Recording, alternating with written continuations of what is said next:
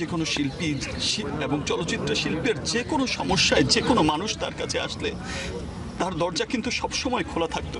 সামাজিক যোগাযোগ মাধ্যম ফেসবুকে পোস্ট করে বলা হচ্ছে ঢাকাই সিনেমার জনপ্রিয় অভিনেতা ও চিত্রনায়ক রুবেল মারা গেছেন। বন্ধুরা, চিত্রনায়ক রুবেল আর আমাদের মাঝে নেই। গত 22 এপ্রিল এমডি রাসেল নামক একটি অ্যাকাউন্ট থেকে এরকমই লিখে পোস্ট করা হয়। বিষয়টি সত্য কিনা যাচাই করার জন্য ফ্যাক্ট চ্যাট বুম অভিযান চালিয়েছে। আলোচ্য দাবিটি আসলে ভুল আর ভুয়া। বন্ধুরা, চিত্রনায়ক রুবেল মারা যাননি, তিনি সুস্থ আছেন বলে নিজেই গণমাধ্যমকে জানিয়েছেন। বিষয়টি নিয়ে কিওয়ার্ড সার্চের মাধ্যমে বেসরকারি গণমাধ্যম RTB এর অনলাইন পেজে আমি মারা যাইনি, সুস্থ আছি শিরোনামের একটি প্রতিবেদন খুঁজে পাওয়া যায়। এতে পরিষ্কার উল্লেখ করা হয় প্রচারিত তথ্যটির ব্যাপারে। নায়ক রুবেলের মৃত্যুর খবরটি আসলে একটি গুজব। নায়ক রুবেল নিজে গণমাধ্যমকে বলেন, কি একটা বিপদের মধ্যে পড়েছি, সবাই ফোন দিয়ে আমার মৃত্যুর খবর জানতে চাইছে, আমি বেঁচে আছি কিনা। আসলে আমার মৃত্যুর খবরটি একটি গুজব, আমি এখন ভালো আর সুস্থই আছি।